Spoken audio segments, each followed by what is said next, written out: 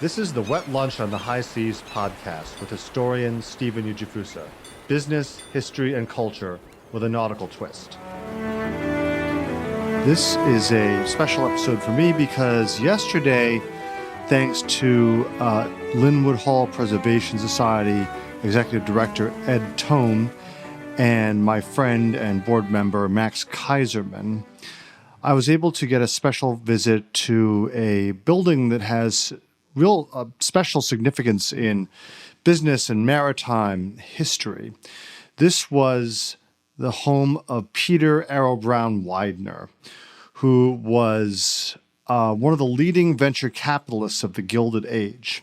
He was the founder of the Philadelphia Traction Company, which made its fortune developing trolley lines throughout the city of Philadelphia. He took that fortune that he earned in the late 19th century and partnered with J.P. Morgan to form U.S. Steel, American Tobacco, and the International Mercantile Marine. Peter L. Brown Widener was a self-made man. He was the son of a German-American bricklayer, and he started off his career as a butcher. And he, during the mid-19th century, looked like many other tradesmen who operated small stores in the Philadelphia area.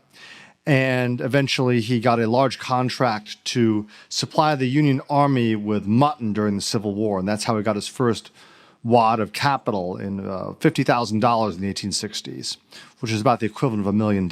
And he very smartly, aggressively took that money and invested in many other enterprises, most notably a near monopoly of Philadelphia's trolley line system that started off with horse cars in the 1850s, 1860s, and by the 1890s, the development of the electric storage battery and also power lines. Electric power lines allowed these trolley lines to be electrified and eliminating the needs for costly horses and therefore also animal abuse.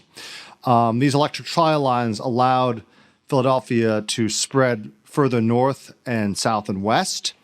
And this system was also used in cities such as Chicago and also London. Peter Widener was also an investor in what became the New York subway system. The house that he built for his family that still survives, it was designed by the architect Horace Trumbauer between 1897 and 1899. And he built it shortly after the death of his wife, Hannah Josephine Widener. And he made a conscious decision that he wanted to build a compound outside of Philadelphia where he could have 3 generations of his family living under one roof. And it was also be a place for his art collection. Peter Widener was someone who, although he never went to college, was in the tradition of self-made men of culture. Most notably, an example I can think about is Albert Ballin, who was his rough contemporary, also a big-time person in the shipping business. Albert Ballin had to drop out of school at 17 to work in his father's ticketing agency and eventually rose to be head of the Hamburg America line. But Albert Ballin built a not quite as large but similarly elegant villa in Hamburg that showcased his taste. And Peter L. Brown Widener, on this side of the Atlantic, had a similar, very refined sense of taste and elegance. And in selecting the architect Horace Trumbauer, Trumbauer was someone who, like Peter Widener, came from a humble background. This is a time when architects did not really go to architecture school per se. The first architecture programs in America were set up at MIT and the University of Pennsylvania, but those weren't up and running until the 1890s. Horace Trumbauer was someone who learned on the job, learned by doing as an apprentice. And according to Linwood's executive director, Ed Tome, these two men, Widener and Trumbauer, got each other. They understood what it meant to be outsiders who were self-made.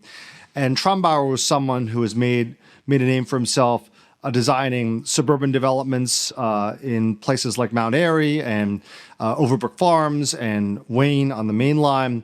But Linwood Hall was his first really large-scale commission that set him apart as an architect to design French-inspired neoclassical homes in the Philadelphia suburbs and eventually also in New York and Newport, Rhode Island. His most trusted co-worker was an African-American, Julian Abel, who was trained at the University of Pennsylvania and was responsible for many of the French details that Trumbauer incorporated into the firm's work, especially in the interiors. And the Widener family occupied this house from 1899 until Peter Widener's son, Joseph Early Widener, died in 1947. This house, for about 15 years, was the site of family gatherings, balls and parties.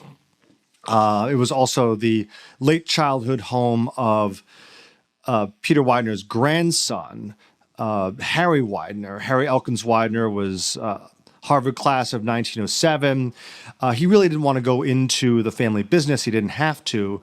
But like a lot of wealthy young men of his time, especially Philadelphians, he had a real love of book collecting. And he amassed one of the largest and most valuable collections of rare books in the United States. Pretty incredible for a 20-something young man. This mirrored his uncle Joseph Early Widener's love of art and collecting old masters, and his grandfather's collection of old masters. Linwood Hall, at its peak, had a large collection of Van Dycks and Rembrandts that were Peter Widener's and the Widener family's pride and joy. This house, although used for entertaining, was basically a stage for Peter Widener's business interests and career. He attracted and invited many capitalists and notable names of the Gilded Age. On the guest book, you see names such as Guggenheim and Vanderbilt, Drexel. He was a mover and shaker. He loved getting things done, and he loved investing in new enterprises. The Wideners, Peter Widener in particular, was not particularly interested in Philadelphia high society. In fact, they were snubbed by the old money crowd, but he frankly didn't mind. At his death in 1915, he was worth over $100 million, which is multiple billions of dollars in today's money. Eventually, the Wideners would marry into old Philadelphia, but many of the younger generation of Wideners never forgot that snub. But Peter Widener was kind of like Cornelius Vanderbilt in that he kind of did what he wanted, associated with who he found interesting, and was a very dynamic personality. A very aggressive businessman, you had to be back then. But he was also someone who had a very keen aesthetic eye. And the great tragedy of his life after the death of his wife was the death of his son, George Dunton Widener, and his grandson, Harry Elkins Widener, in the sinking of the Titanic in 1912. This is a ship that Widener was part owner of through the International Mercantile Marine. And he was never quite the same after this family tragedy. There was kind of a Widener curse. But the house passed into the hands of his son, Joseph Early Widener, who maintained it to the highest Gilded Age standards until his death in 1943. And then the family decided it was just too massive to maintain. I mean, this house was, I believe, 75,000 square feet. It's the second largest surviving home in the United States, arguably after Biltmore, possibly Oheka Castle, built by Otto Hermann Kahn in the 1920s. I'm not exactly sure on that, but it's definitely among the top two or three. And the house passed through several owners and was most recently used as a seminary. And it was just purchased recently by the Linwood Hall Preservation Society, which is making plans to gradually clean out, stabilize, and restore this monumental structure. But thanks to Ed Tome and my friends Max Kaiserman and the current generation, Peter Widener, I was able to gain access, along with some friends, to Linwood Hall. And although it is run down on the outside and has suffered from years of deferred maintenance, the quality of the construction of this building has allowed it to stand the test of time. And a few of the highlights for me visiting Linwood Hall were the playing of the Blue Danube Waltz in the main atrium, which was designed for this sort of music. The acoustics in there were fantastic. Also having whiskey and playing billiards in the smoking room, which is pretty much intact, including its French-style, Louis XV style paneling. That was an incredible experience. You knew in this room, this is where a lot of the movers and shakers of the early 20th century came to gather. And at that time, the estate was comprised of about 300 acres. So you were pretty much surrounded by nature, not like today where the house is encroached on by suburban development. And also getting to look at Harry Widener's bedroom, which is where he spent his 20s until he perished on the Titanic along with his father.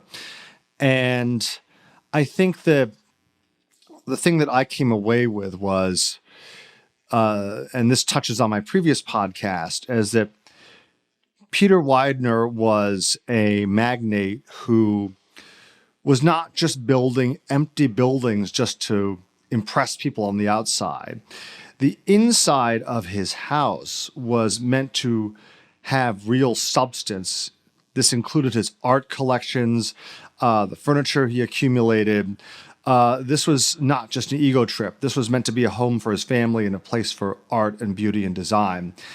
And I really wonder whether today's billionaire class, are they building something meant to last generations, aside from money and aside from publicity? Time will tell, but Peter Widener, when he built this house with Horace Trumbauer's design, was planning to build something that would last forever, would hopefully be a family home for generation upon generation. It only lasted 2 or so generations before it just became too big to maintain. And it is a interesting reality check that even the largest fortunes of that Gilded era, by the 1930s, they had been pummeled by the stock market crash of 1929, but also taxes during the FDR administration helped pay for these much-needed social programs that were preventing people from starving.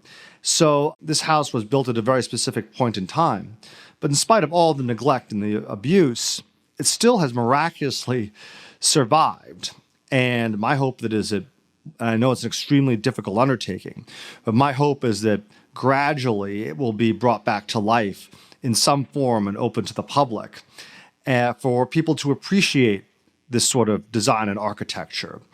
I think that neoclassical architecture has been very much pushed to the side, to the margins of today's design language.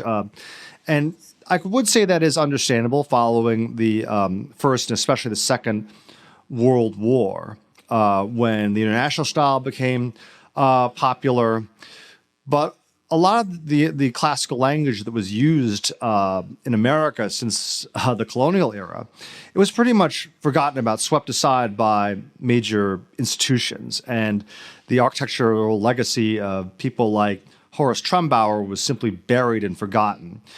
I am a believer that good modern architecture and good classical architecture can survive side by side. I think that people should be allowed to choose what sort of style they like. And I think that at the end of the day, when you go to New York City and you look at Grand Central Station, designed by Warren and Wetmore for the New York Central Railroad under the aegis of the Vanderbilt family between 1906 and 1913, that's a building where people are still coming to be in awe and to take selfies in the main hallway. And I think that sense of transcendence and awe, of quality of any style, needs to be brought back because so much of today's aesthetics are flattened by social media, by screens, by the desire to remain as neutral and non-offensive as possible. I think that, these buildings like Linwood Hall, although they represent a very specific group of people and a very specific time, I think what they allow us to do in today's age is to experience a feeling of transcendence and awe, of scale and proportion and beauty that we could bring back to our own lives. I think this exists in classical architecture as it does in modern architecture. But I hope that the reappreciation of buildings like Linwood Hall would lead to a new rebirth of classical architecture. And I hope that this will help rejuvenate our society. I think we're at a very, unfortunate and kind of bleak moment culturally. And I blame a lot of it on the flatness of screens, the need for constant stimulation. But what I think needs to bring us together as a society are moments and structures and landscapes that bring back wonder and awe and a sense of limitlessness. And although Linwood Hall is an example of sic transit gloria mundi, it is also an example of potential.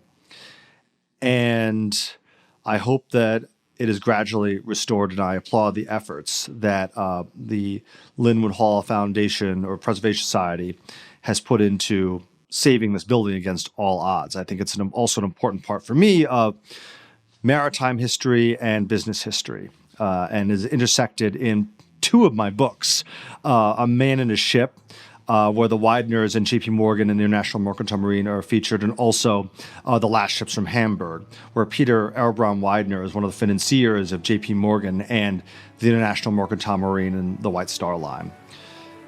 Thank you so much for listening to Wet Lunch on the High Seas. Till next time, this is historian Stephen Ujifusa.